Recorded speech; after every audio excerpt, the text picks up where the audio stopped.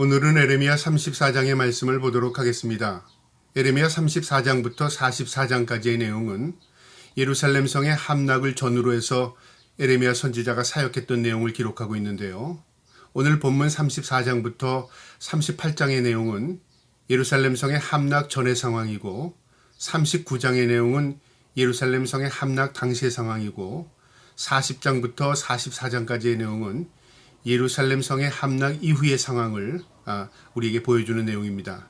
특별히 에레미야 선지자가 하나님의 말씀을 듣고 그 하나님의 말씀대로 말씀을 전파할 때 그가 당한 그 고통의 내용과 함께 하나님의 말씀의 그 신실하심, 오늘 이 말씀을 통해서 깨닫게 됩니다.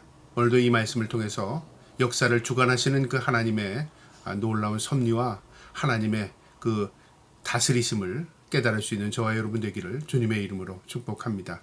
34장 1절에 바벨론의 느부갓네살 왕과 그의 모든 근대와 그의 통치하에 있는 땅의 모든 나라와 모든 백성이 예루살렘과 그 모든 성읍을 칠 때에 말씀이 여호와께로부터 에레미야에게 임하여 이르시되 이스라엘의 하나님 여호와께서 이와 같이 말씀하시느니라.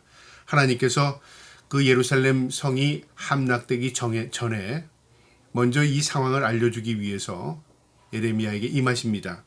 너는 가서 유다의 시드기야 왕에게 아뢰어 이르기를 여호와의 말씀에 보라 내가 이 성을 바벨론 왕의 손에 넘기리니 그가 이 성을 불사를 것이라. 하나님께서 에레미야 선지자에게 그 당시의 왕이었던 시드기야 왕에게 가서 내 말을 전하랍니다. 이 상이 불살라질 것이고 이 성이 멸망할 것이다. 하나님께서 분명히 말씀하셨습니다. 3절에요.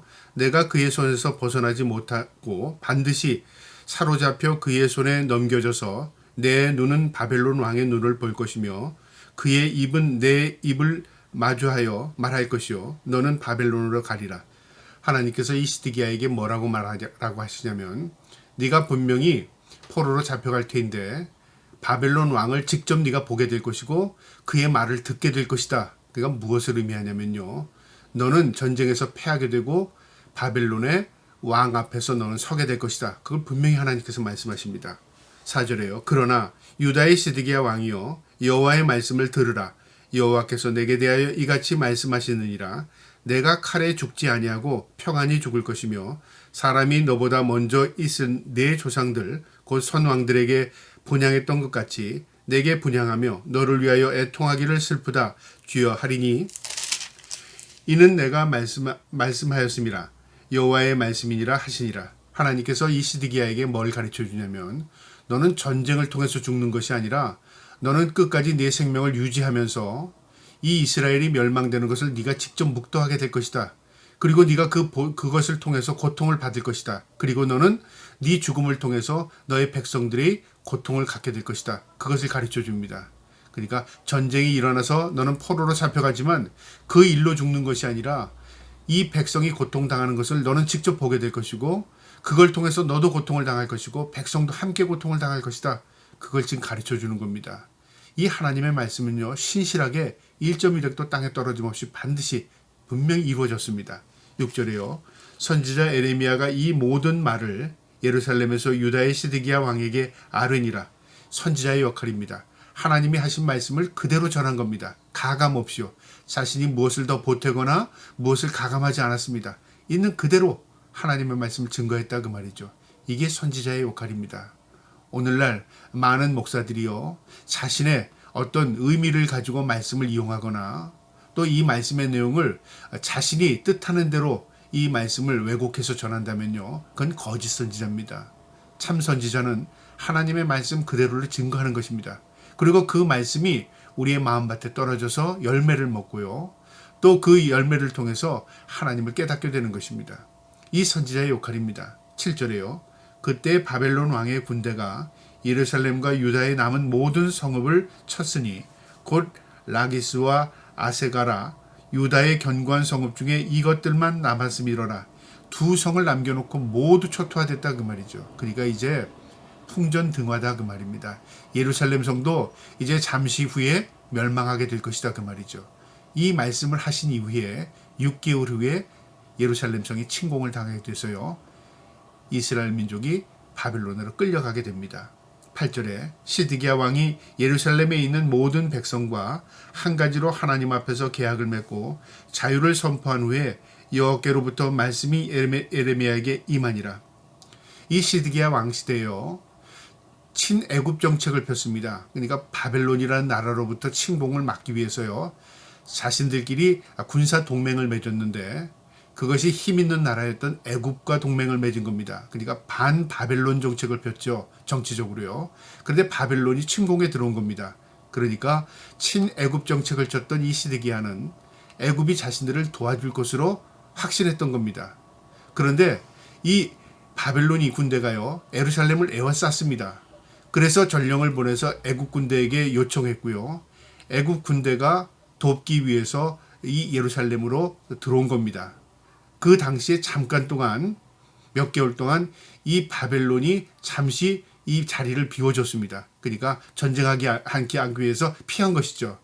그랬는데 이 시드기야가 무슨 생각을 했냐면요, 우리가 이겼다, 이제 우리가 해방됐다, 애굽이 우리를 도와줘서 우리는 이제 전쟁이 끝났다고 생각한 겁니다.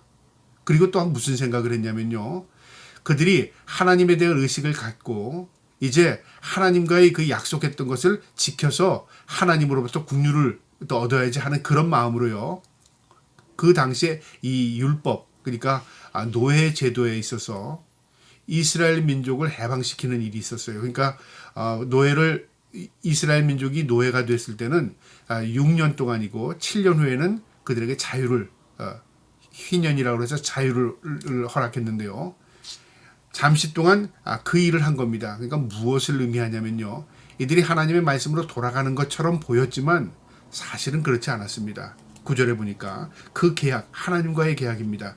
사람마다 각기 히브리 남녀 노비를 놓아 자유롭게 하고 그의 동족 유다인을 종으로 삼지 못하게 한 것이라.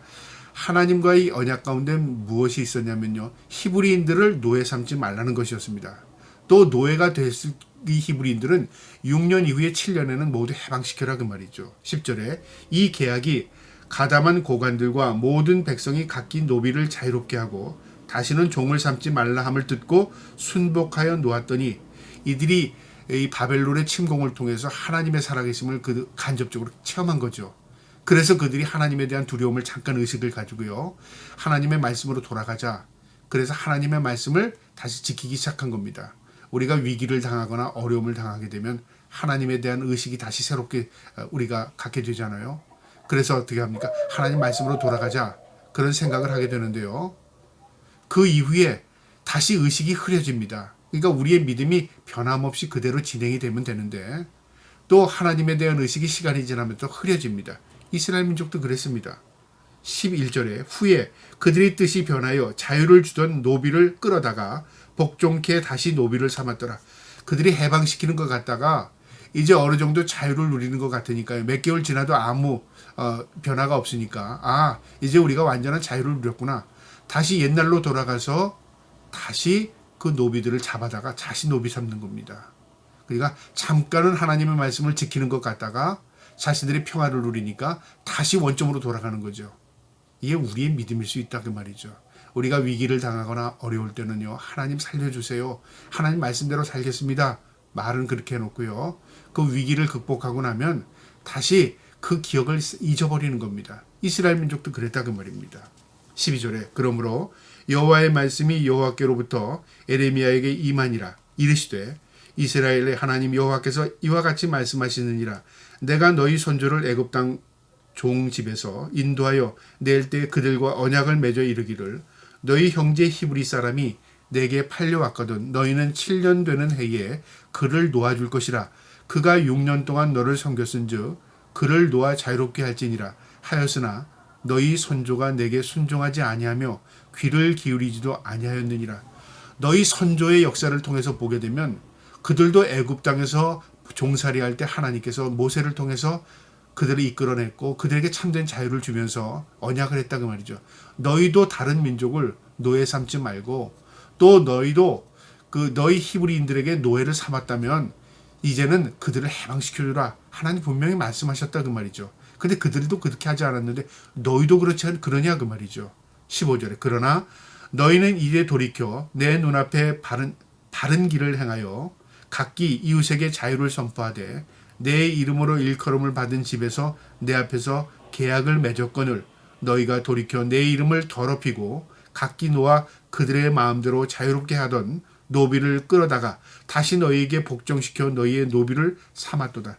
너희가 하나님의 말씀으로 돌아가는 것처럼 모양은 보였으나 이제 너희가 다시 안정되니까 원점으로 돌아가서 다시 하나님의 말씀을 잊어버렸구나 그 말이죠. 하나님 한탄하시는 겁니다. 17절에 그러므로 여호와께서 이같이 말씀하시느니라 너희가 나에게 순종하지 아니하고 각기 형제와 이웃에게 자유를 선포한 것을 실행하지 아니하였은즉 내가 너희를 대적하여 칼과 전염병과 기근에서 자유를 주리라. 여호와께서 말씀하시니라. 내가 너희를 세계 여러 나라 가운데 흩어지게 할 것이며 하나님 뭐라고 말씀하시냐면요.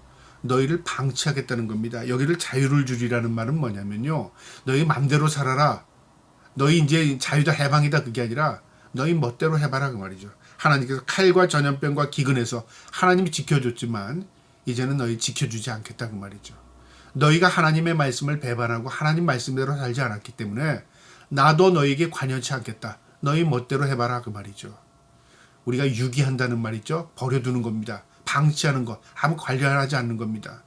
우리가 자녀가 부모의 말을 안 들을 때 그래 네 멋대로 해봐라 그것과 똑같은 겁니다. 그러면 어떻게 될까요? 결혼 허랑방탕해서 결국 자신이 어려움을 당하게 되는 거죠. 우리가 하나님의 말씀을 떠나서 우리 멋대로 살게 되면 하나님께서 그래 한번 살아봐라 그렇게 하신다고 말이죠. 그러면 어떻게 될까요? 우리의 인생이 만진창이가 되는 겁니다. 그래서 하나님과 함께하는 것 그게 진정한 복입니다. 하나님이 우리를 인도하시고 우리가 하나님의 말씀대로 사는 것 그게 진정한 복입니다. 이 이스라엘 민족 하나님의 말씀을 저버렸습니다. 하나님께서 그래 너희 내가 자유를 줄 테니 마음대로 살아봐라 그 말이죠. 18절에 송아지를 둘로 쪼개고 그 두 조각 사이로 지나가매 내 앞에 언약을 맺었으나 그 말을 실행하지 아니하여 내 계약을 어긴 그들은 곧 송아지 두 조각 사이로 지나간 유다 관원들과 예루살렘 관원들과 내시들과 제사장들과 이 모든 백성을 내가 그들의 원수의 손과 그들의 생명을 찾는 자의 손에 넘기리니 그들의 시체가 공중에 새와 땅의 짐승을 먹이가 될 것이며 하나님께서 이제 유기하고 방치한다 그랬죠. 너희는 나와의 피의 언약을 맺었다 그 말이죠. 동물을 쪼개서 반으로 나누고 그 사이를 지나간다는 것은요. 하나님과 피의 언약입니다. 아브라함이 그렇게 했습니다. 무엇을 의미하냐면요. 너희가 이 말씀을 목숨을 걸고 지켜라 그 말이죠. 하나님은 너희를 지켜주겠다 그 말이죠. 그러나 너희가 이 약속을 지키지 않으면 하나님도 너희 그 약속을 파기하겠다 그 말이죠. 피의 언약을 했으나 너희는 누구도 지키지 않았답니다. 고관들도 관리들도 내시들도 제사장들도 모든 백성들도 하나님과의 약속을 저버렸다 그 말입니다. 21절에 또 내가 유다의 시드기야 왕과 그의 고관들을 그의 원수의 손과 그의 생명을 찾는 자의 손과 너희에게서 떠난 간 바벨론 왕의 군대의 손에 넘기리라. 너희 모두가 하나님의 말씀대로 살지 않았으므로 내가 바벨론 왕에 너희를 모두 붙이겠다. 마지막 22절에요. 여호와의 말씀이니라 보라 내가 그들에게 명령하여 이 성읍에 다시 오게 하리니 그들이 이 성을 쳐서 빼앗아 불사를 것이라. 내가 유다의 성읍들을 주민이 없어 처참한 황무지가 되게 하리라. 너희가 지금은 바벨론 군대에서 해방된 것 같지만 바벨론 군대가 다시 너희를 포위하러 올 것이다. 하나님 말씀대로 그들이요 하나님의 말씀을 잊어버리고 다시 원상으로 돌아가니까 군대가 다시 쳐들어왔습니다. 다시 이스라엘을 에워쌌습니다.